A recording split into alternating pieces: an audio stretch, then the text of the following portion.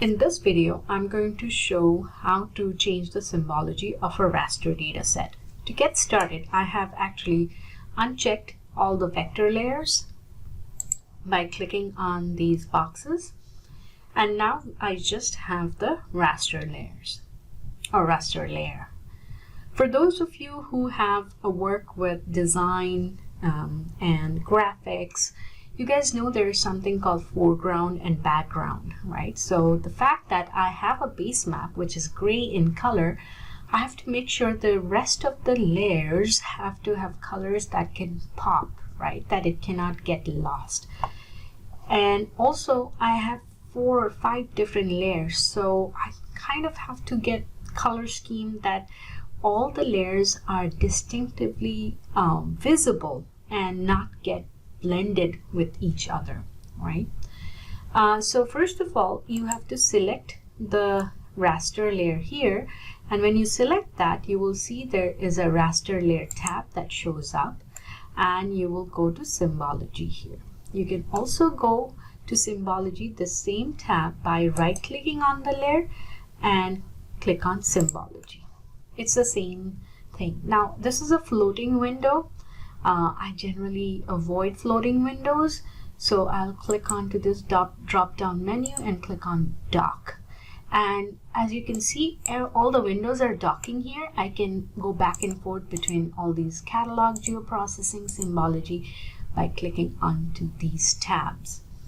Now, the primary symbology is taking pixel values, right? You can see it says unique values, stretch, discrete, classify. And we will learn more about these color scheme when we are talking about raster data set.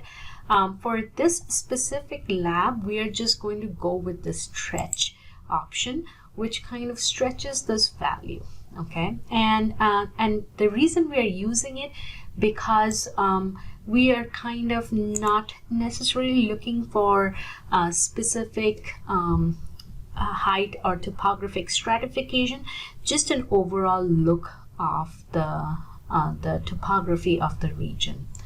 Now, this is kind of looking odd, right? Like, what happened to my data set? Actually, these black parts were kind of hiding, and that's kind of what ArcGIS does. It hides a lot of stuff that, you might not want. But these pixels are called no data pixels, and they are there. And what we need to do is mask them. So when you go to the unique values, these are already masked out because they don't actually have values. All the other pixels have values, but if you go to stretch, they kind of show up because the stretch takes the minimum and the maximum value. So we will go to mask here and click on or check the display background value as 0. So now you can see the background is gone. Now there's a grayscale kind of symbology here, which is not great because we have a gray background. So we are going to go to the color scheme here, and there are color scheme properties which we can explore, and I would like to see the name of the color palette, so I will click on the show names and show all, okay? And you can see that there are a bunch of color schemes here, and there are certain color scheme which you may not have because sometimes I add customized color scheme, which you will learn towards later part of the semester.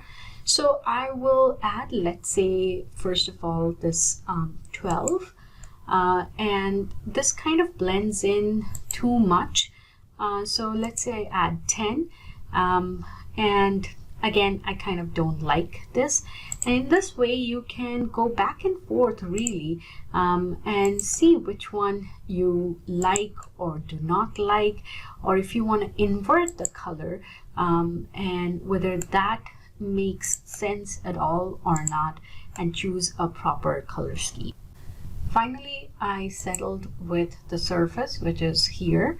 And also I changed the stretch type to person clip, and this is important because if you change the stretch type to, let's say, minimum, maximum, standard deviation, it looks different, right? So I chose person clip so that it kind of cuts off those no data values and 0 values, and kind of chooses the certain percentage here, like I think 80%.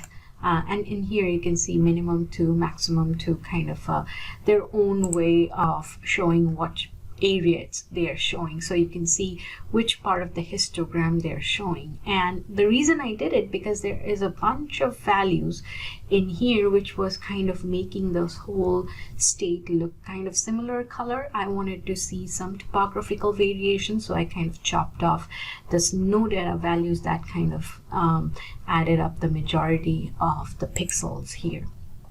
So now you have the symbology change. One thing you will see that these names of the places show up here. It's really based on the base map and not related to the layer, and it's the light gray reference, so you can always uncheck if you don't want to see the names. And this is how you change the symbology.